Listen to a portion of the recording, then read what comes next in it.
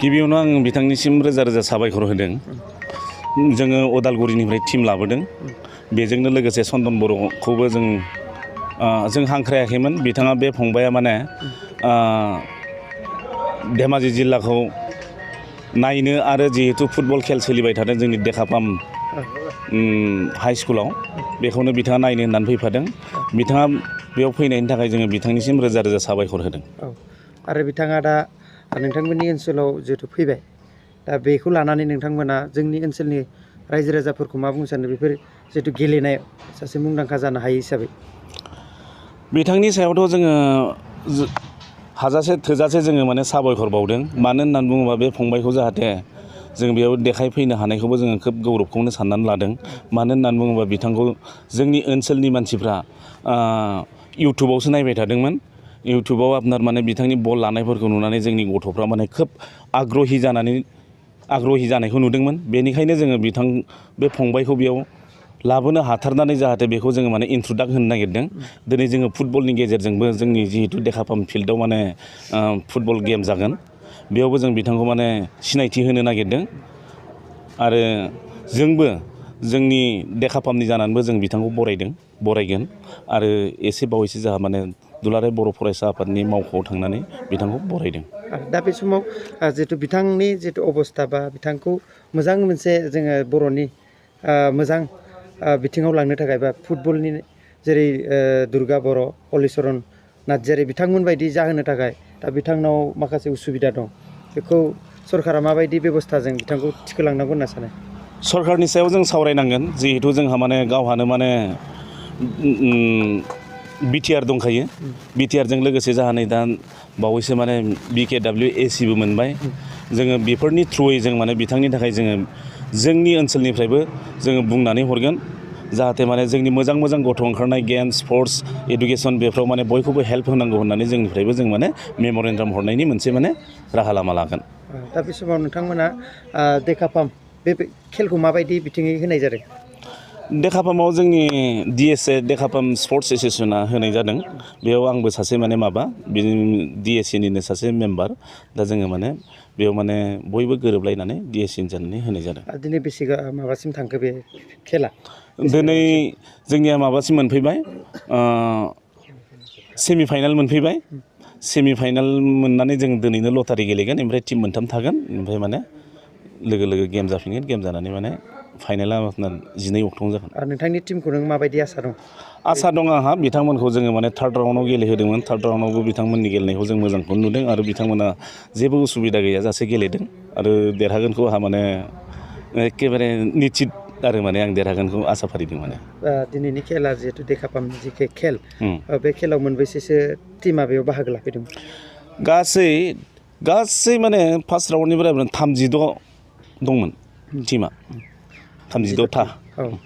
बेयाव गेलेयै दा सेमिफाइनाल मोनफैनो हाबाय। दिनै बे समाव नोंथांमोना जिहेतु बे खेलखौ लानायनि उद्देश्य एबा थांखिया मामोन नोंथांमोना? उद्देश्य थांखिया जोंनिया माने बेनो, जों माने जिहेतु जोङो देखापाम ओनसोलनि जोंनि बर' माहारि हिसाबै माने देखापाम ओनसोलथाराव बर' माहारिया माने गेम्सआव एसे खम। बेनिखायनो आङो नङा जोङो आपनार माने जोंनि उन्दै उन्दै गथ'फोरखौ माने उदसाबना होनो थाखाय जों माने बे गेमखौ लानाय जादों। दा आङो बे धेमाजि डिस्ट्रिक्टआव खेल नायफैदो। जोंनि हरिसिंगानि प्लेयारफोर गेलेनो फैदो बेयाव। बेनि थाखाय आं नायफैदो बेयाव। जिहेतु नोंथाङा जार्मानाव खनसे सेलेक्ट जालांदोंमोन 2017 मायथाइयाव।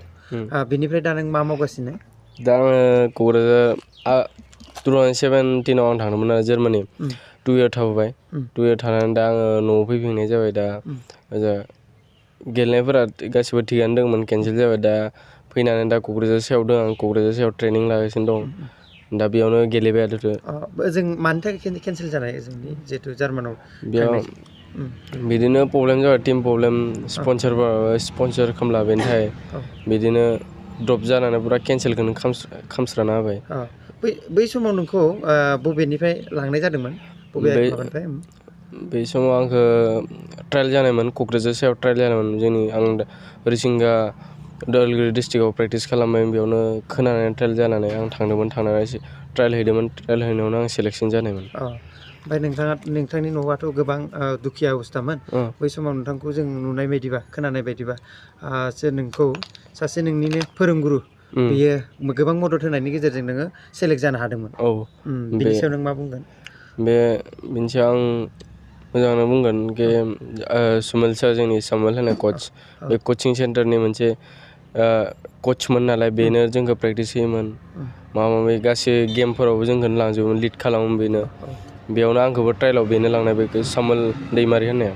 दा माने नोंहा जिहेतु सापर्टार गैयिनि थाखाय नोङो जार्मानिफ्राय फैफिननो गोनां जादों नामा?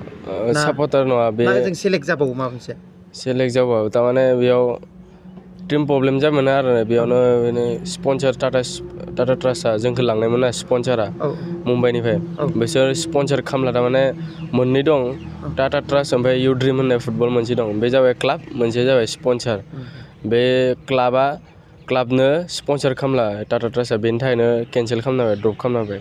दा नोङो बेनि थाखायनो न'आव फैफिननो गोनां जाबाय। न'आव फैफिननो गोनां ओमफ्राय दा नोङो इयुनाव फैबाय थानायाव माबायदि जिहेतु गेलेनानै माबायदि माबा लानो सानो? आं दा बेयावनो क'क्राझार सायाव थानानैनो मोजां प्रेक्टिस खालामो मोजां बेलेगाव बाहेरायाव गेलेनो सानबावो आरो। दा नोंखौ सोर मदद होगासिनो जिहेतु दा आंनो क'क्राझार सायाव दा बिदिनो जोंनि माबानि इनचार्ज साइनि इनचार्ज स्पर्ट अथ'रिटि अफनि इनचार्ज बे प्रदीप सारा बेनो प्रेक्टिस होबायो बेनो दा हेल्प खालामो आरोना।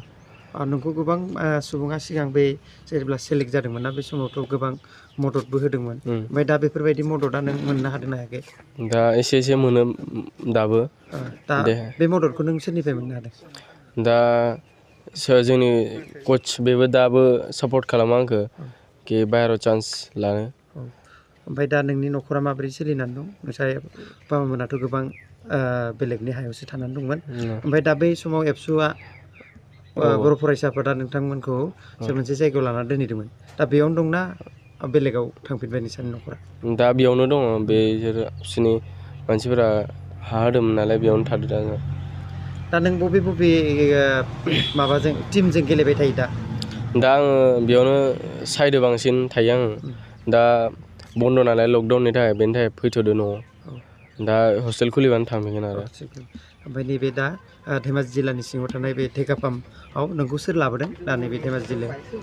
दा लाबोनाया जोंनि बे गेलेफैदो नालाय बेयाव आं जोंनि आदामोन सिनियरमोन गेलेफैदो बेनि थाखाय आं नायफैदो आरोना धेमाजि डिस्ट्रिक्टआव खेलखौ। दा नैबे जोंनि ओनसोलनि मानसिफोरखौ मा बुंनो सानो गेलेनानै जिहेतु नोंथ' गोबां जायगाबो गिदिंनो मोनबाय दा इयुन फैबाय थानाय नोंबायदि फैबाय थानाय गेलेगिरिफोरखौ मा बुंनो सानो?